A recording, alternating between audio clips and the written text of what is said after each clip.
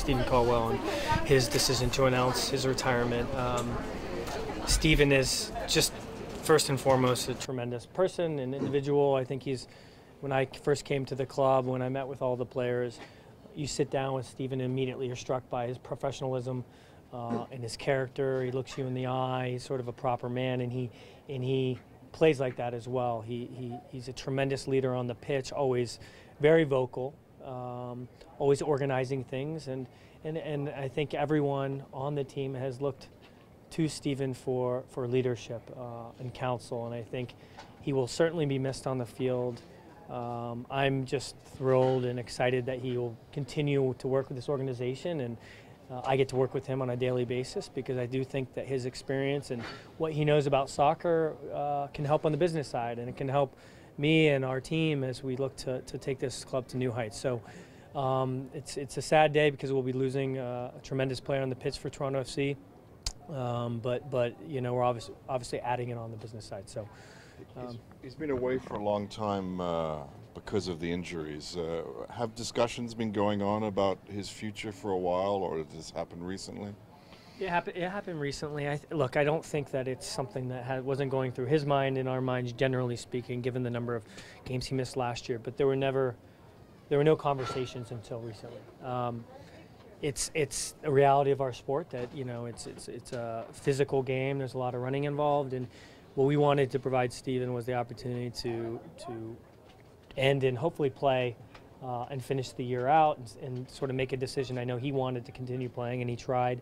As everyone knows, that a number of times he came back and he was very close to getting back on the pitch, and then there was maybe a minor setback. So it was something that happened recently. We sat down, and I think it's a player that we always talk about. The player doesn't always get to decide in his mind. The club, it's really the body decides, and that's the case with Steven. Can you clarify the cap hit? So does his entire salary come off the books? Is it prorated? No, I'm not going to talk about specifics, but just a portion of his sort of salary and all the compensation would open up on the cap. So it would just be a portion. You do get cap relief. We do get cap relief. And the international spot, I'm and the assuming, international opens spot. up? Yep. Okay. And you have some more money at your disposal with this targeted allocation funds. Mm-hmm. So do you anticipate going out and getting another defender? You know, the targeted allocation is something that it's $100,000 a year for 5 years. You can front load it if you would like, but obviously you're stuck with the question that what do you do the second year?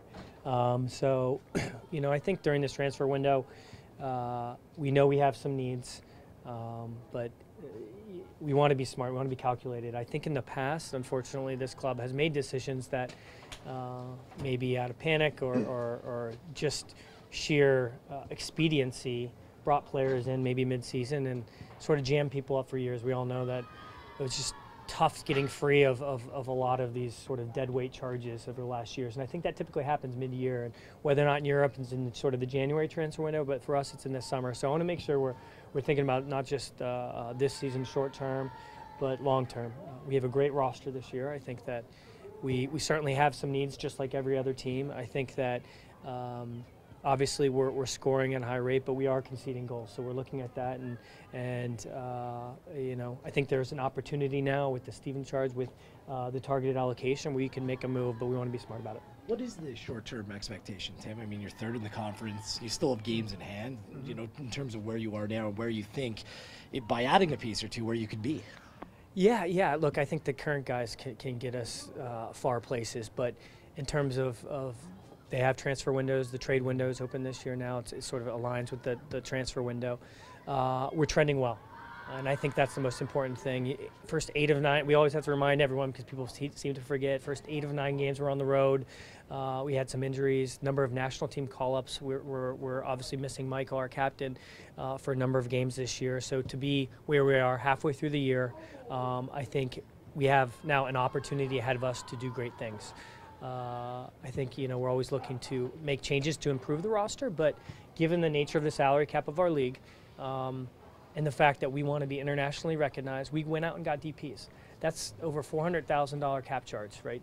Roughly 40% of our cap is tied up with designated players. That means we have to be smarter, more creative, because you can't buy the depth, right? And that's always the issue is when you sort of go the designated player model is how do you get the depth on the roster? And I think you can't just go out and get it, buy it, given the answers I said earlier about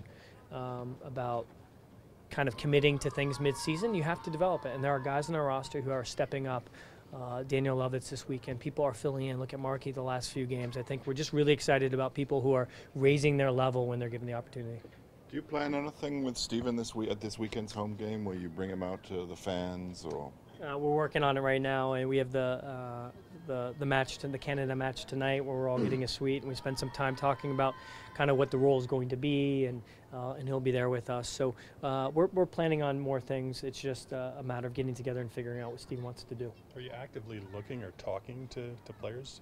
Yeah, we are always, I mean, I've told you guys this, we're always looking to improve the roster. We're always, everyone knows that I've been on various trips earlier this year, and you just have to be ready for something like this, which I just said was a bit unexpected, right? But you have to be prepared for these things, and so we've talked to players, we know who's available, we've talked to I'm talking to other technical directors and GMs in the league, and suffice it to say that I think everyone is.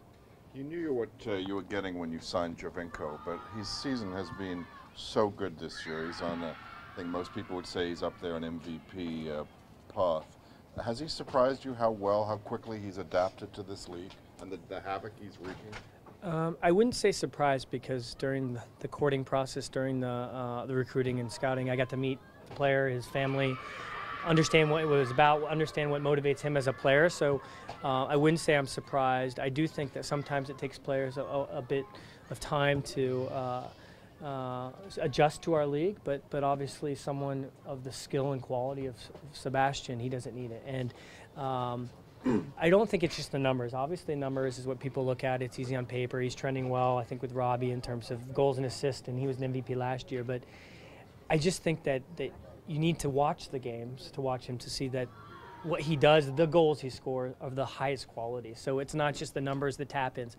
He's just phenomenal on the ball. He brings other players in, like the goal with Markey this weekend. So we're excited about him.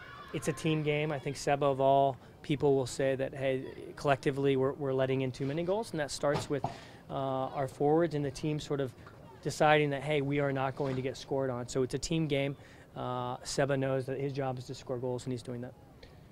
You've obviously see how strong he is, given his size and how he puts up with some of the treatment he gets. But the fact that he's doing things so quick in this league, does that?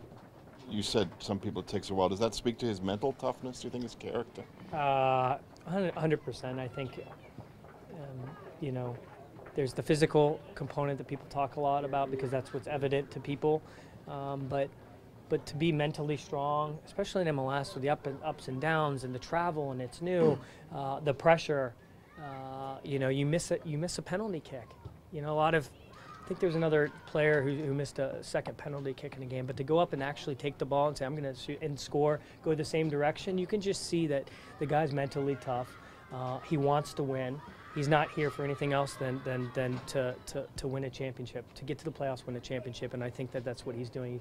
When the moments come, when guys are missing on our team, he's putting the team on his back and saying, I'll do my part, let's all have roles, and let's see where we can take this thing. Tim, is the team where you thought it would be at this point? Given the road, I think it's always dangerous to say this is where we're going to be at this point in the year, earlier in the year. I think given the road trips at the beginning of the year, the stadium renovations, the pieces that we brought in, I think we're in a good position. I think there's a great opportunity, given the congestion in the Eastern Conference right now, to move up, especially once we get through the Gold Cup, get our players back, get them healthy. Perhaps there's some move that we can make over the next month, and really start to focus in on the regularity of being at home. 11 of the next 17 games are at home. That normalcy will come back to our club, and then it gives us the chance to build momentum. And that's what this is all about, right? It's building momentum leading into the final stretch where we have 8 games at home right at the end. You mentioned the Gold Cup. Josie's leaving the U.S. men's national team. Is this a pre-arranged deal, or is there anything that you can shed in terms of what happened? Nothing prearranged. Actually, just got the email from U.S. Soccer Federation walking down the stairs that he's going to be returning. Nothing prearranged. Obviously, Jurgen and their staff have to make decisions, and I think it's pretty normal for the roster to change a bit. I think obviously Josie picked up the hamstring earlier last month, and he's perhaps still getting back from that. But what I can tell you is that Josie's he loves being here. He loves being in Toronto, and I think he'll be excited to get back on the pitch for us and help us over the next stretch of games. Will he be available for Saturday? I don't know his current state because we're not he needs to come in. We'll check him out and make sure that everything's okay, and then we'll make the decision on the, let Greg do that and make the decision for the weekend. Tim, is Ryan Nelsen involved with the club in any way at this stage, or have you completely severed ties? Because was he not helping the club in some aspects after his firing as head coach? Not aware of. I haven't been in touch with Ryan or not aware of any way of he's still connected to the club. So he wasn't helping look for players or dealing with agents? Not to my knowledge. I do believe that he may be working for an agent, but I don't. Nothing has confirmed that to date. What have you made of Greg and the job that he's done? It's been almost a year now. Can you evaluate him? Yeah. We're in the middle of the year. What I like to say about what I've learned after watching MLS for a number of years is that teams tend to get found out in July, right? So you have one system and you have one way of playing, and as the course of the season transpires, things happen, and people sort of learn each other. Everyone's watching each other games. It's sort of incestuous, right? I mean, the way that the players move around the league. And I think that teams get found out in July, and I think the best coaches and the ones that have success over the years can adjust, can make tactical changes, and it's just not reliant on personnel changes, right? It's not just players coming in that change them. It's actually their ability to adapt. That's what you have to do in a salary cap world. And I think Greg has shown a tremendous ability to make adjustments from game in, game out, as well as during the game. And I don't think there's many coaches in the league who can do that. Does he have a lot more to learn? Yeah, of course, so do I, so does everyone. But I think he's doing very well this year. Tim, just so that I'm clear on the timing of things, did the team go to Steven Caldwell and say, do you think it's time to end the playing career and here's an opportunity for you? Or did you sit down to discuss the future? How did it come about? Yeah, it really was very fluid. It was, you're at one point the doctor said, hey, we recommend him sitting out 6 weeks. Right, I think there was a couple of options in terms of perhaps getting surgery, waiting 6 weeks and see if it heals, and then when the 6 weeks were up, he went out and then he had another setback, and so I think at that time it was really just the question, hey, Steven, what do you want to do? What are you thinking? And I think that's kind of how it sort of happened at the same time. This might seem like an odd question, but when the Michael Bradley transfer happened, was part of the deal that Roma was going to play a friendly against Toronto? The original, it was part of the conversation that the first team, what's happening at TFC2 is a separate ancillary conversation that we work with Roma. I think they have a very good business model moving forward with their stadium plans in Roma and their connection to U.S. soccer, to MLS, to Canadian soccer. A number of people who work at Roma have worked in North American soccer. So we just talk about opportunities to work together, and I think one of them was we're really committed to player development. As you can see with our TFC2 team, we have players all the way down to U10 now. We have our PDL team for the first time this year. We wanted to see if there were some synergies, and one of them was the Primavera team playing our Primavera team, which is TFC2. So we're bringing them in. We are excited about that partnership with the OSA and the city of Vaughan to host the game.